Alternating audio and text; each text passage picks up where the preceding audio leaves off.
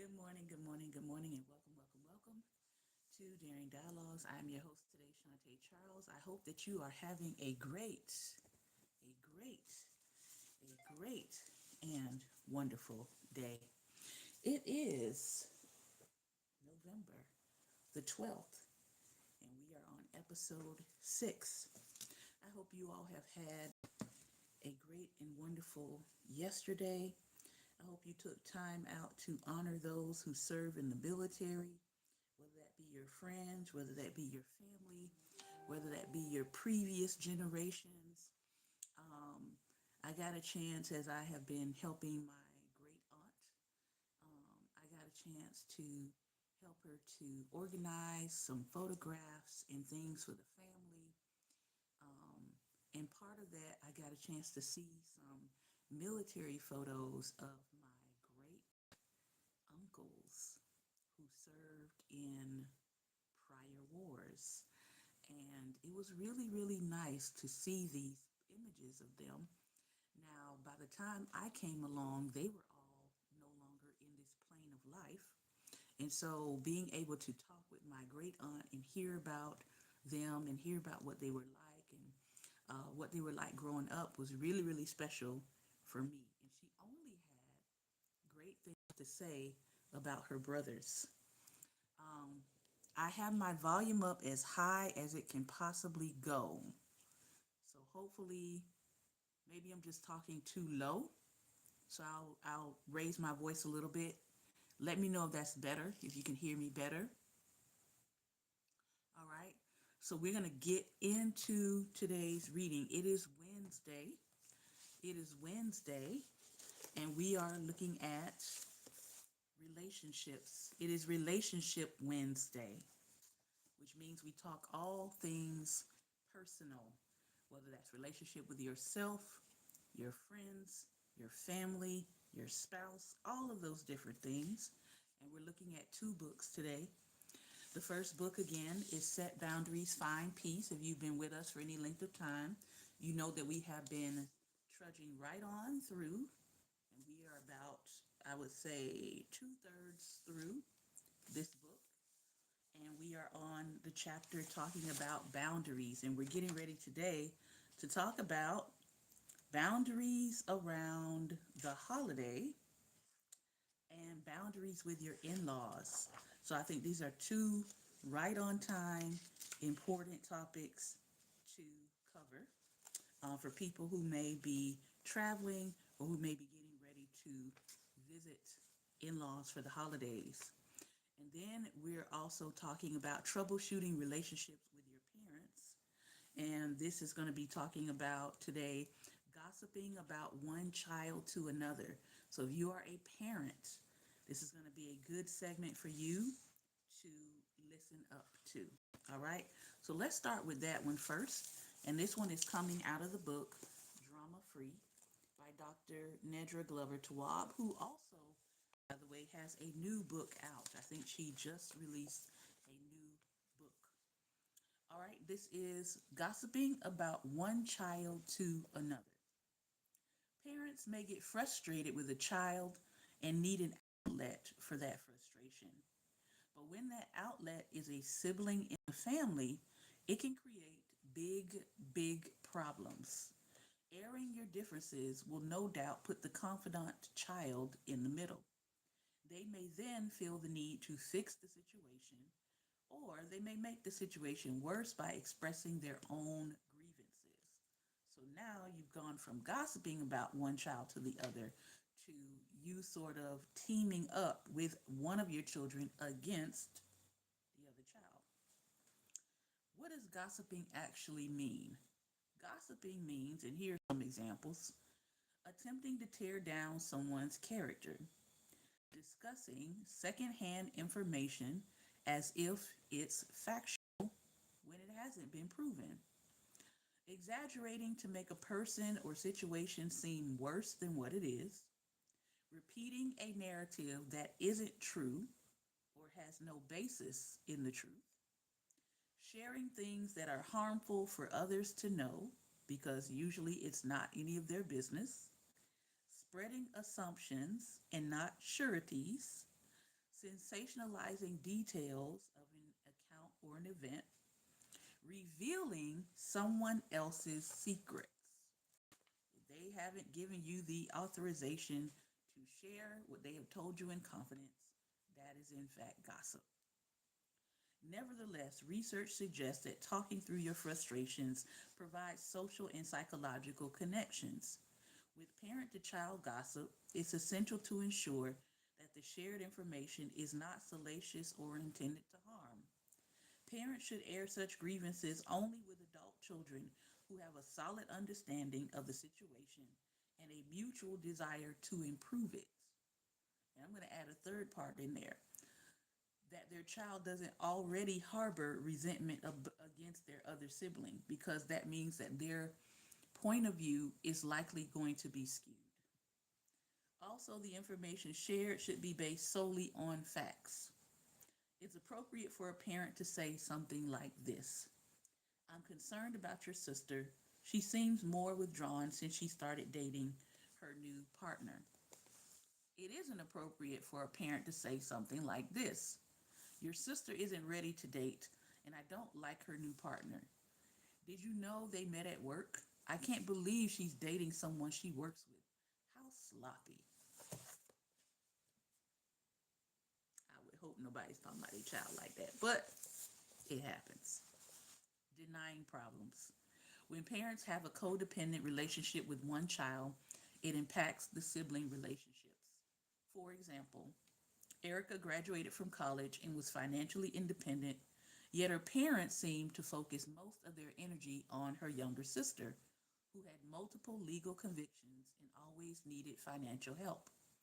Their parents always praised Erica's sister for even the most minor thing, such as getting a job. Meanwhile, Erica was gainfully employed, but her parents didn't seem to regard her accomplishments in the same way. It's appropriate for a parent to say something like this: It's true, we help your sister financially because we don't think she'd be able to function without our financial support.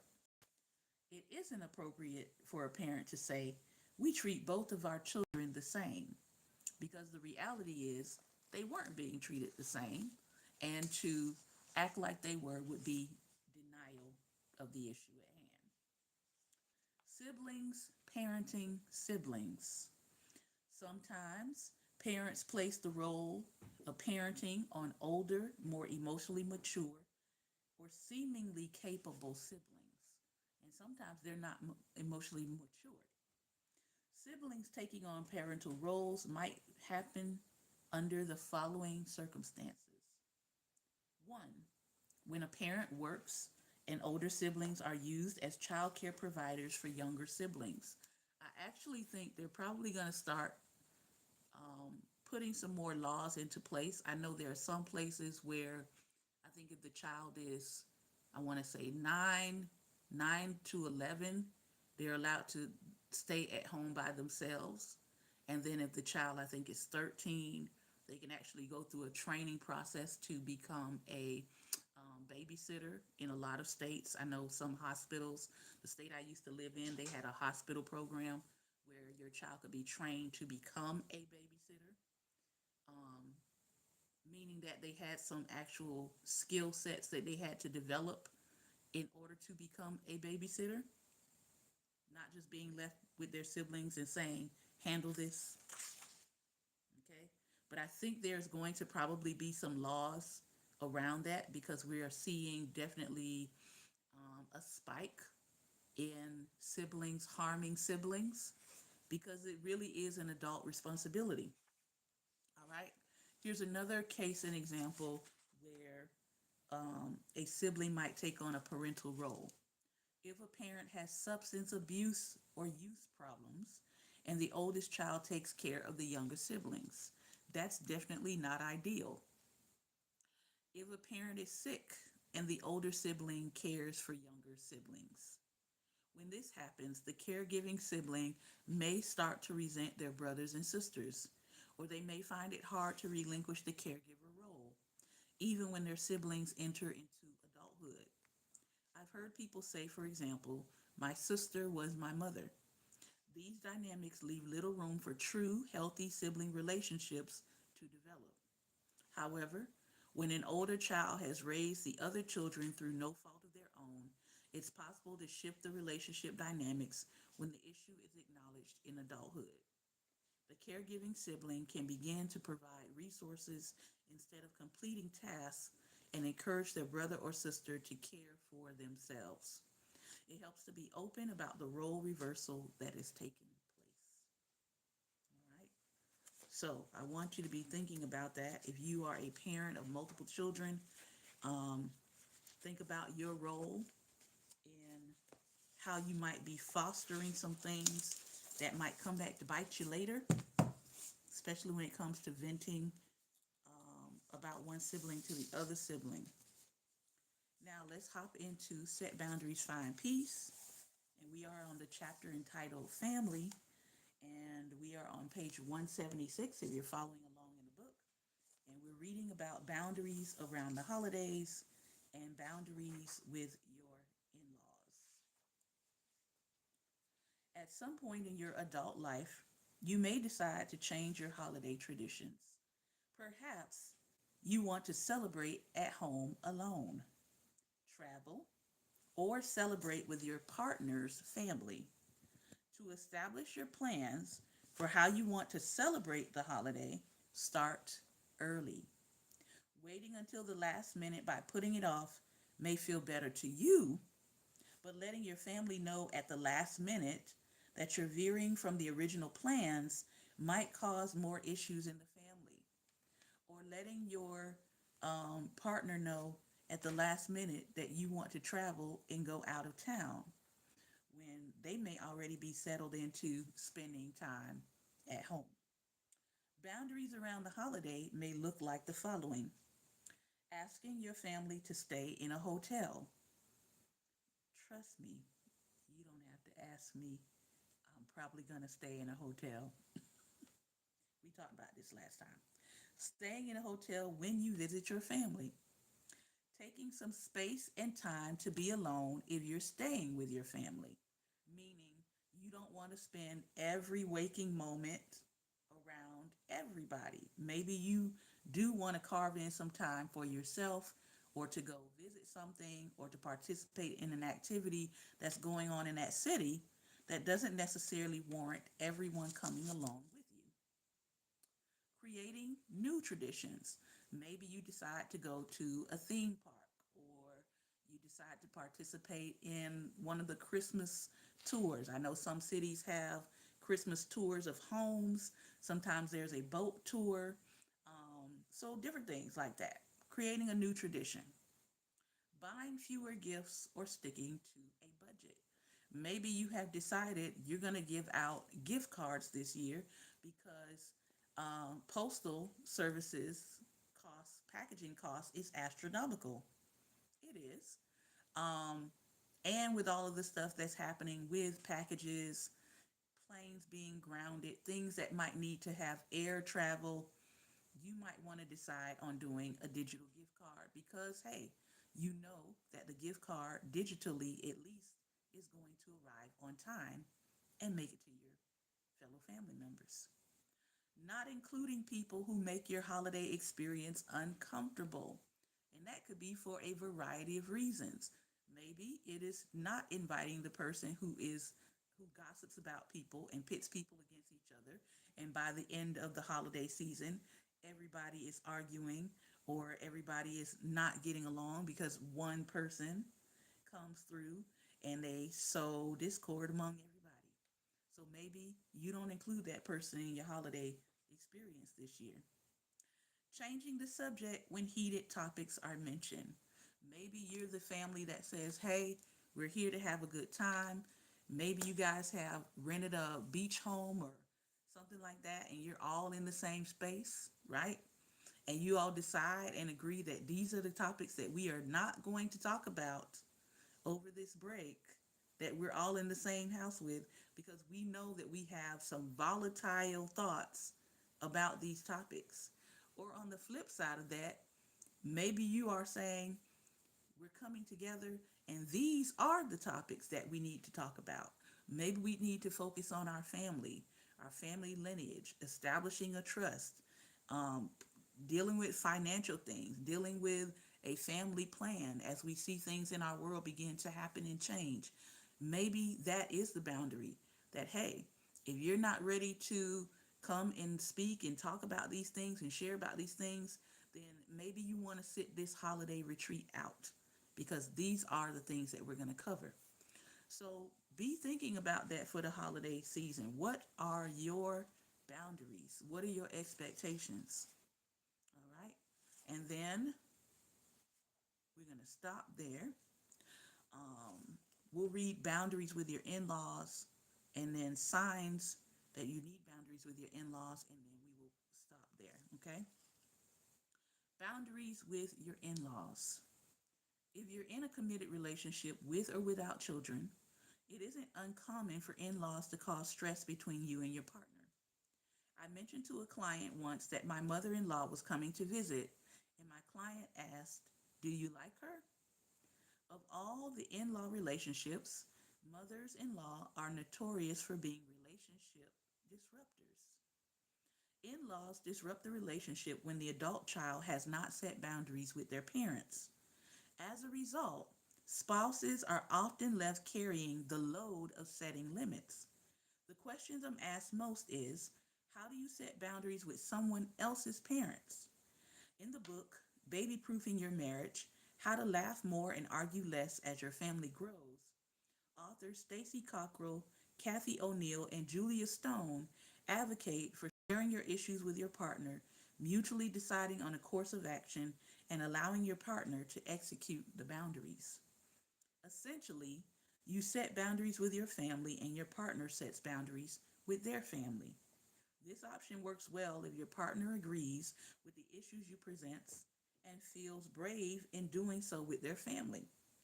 If your partner has not established an adult child role with their parents, you may be the person left setting the limits.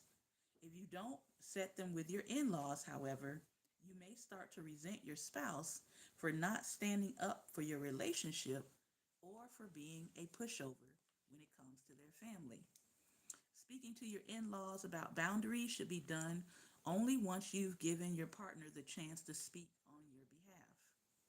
Be kind and be gentle, because the reality is these are people that are going to be attached to you for a lifetime.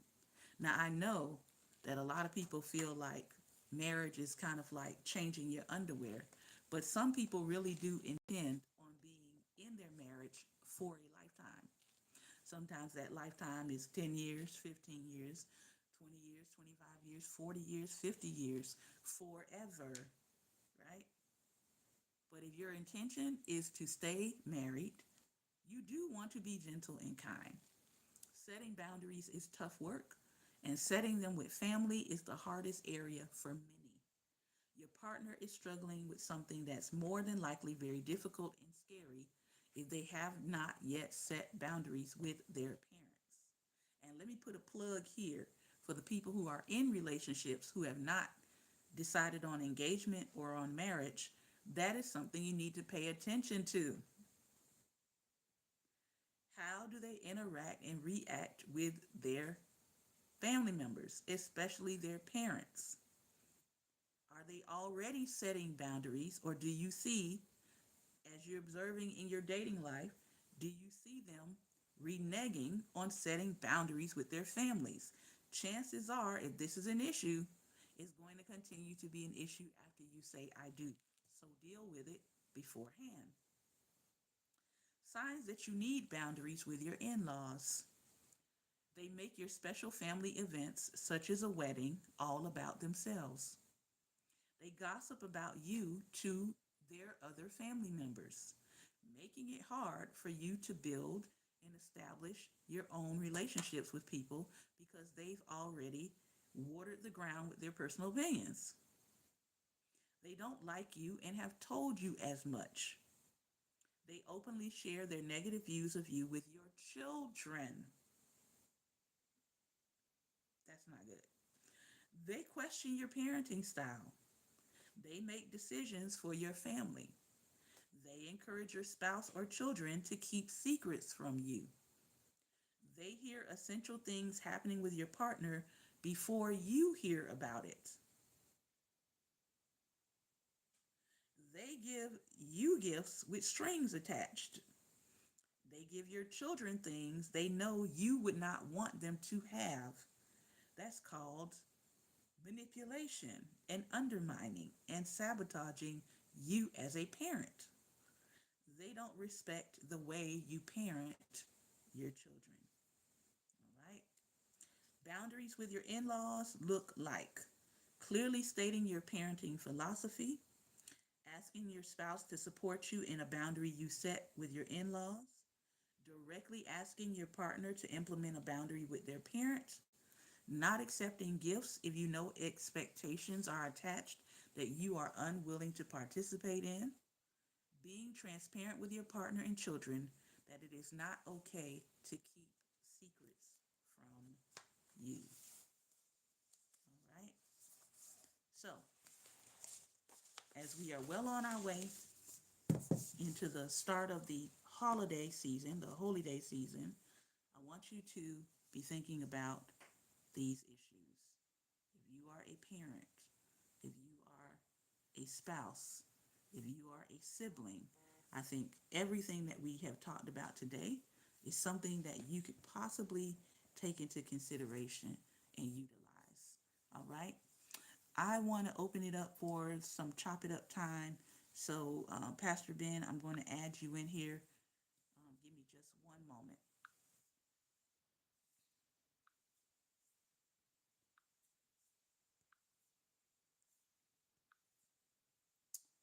All right. It is giving me an issue with enabling the chat. Let's try it one more time. Hmm. All right. It is not allowing me to enable the chat. So, I am going to sign off and I'm going to sign back on. So give me 1 minute. I'm going to come back and then we're going to do a part two and we'll hopefully enable the chat and it should work. All right. We will be back.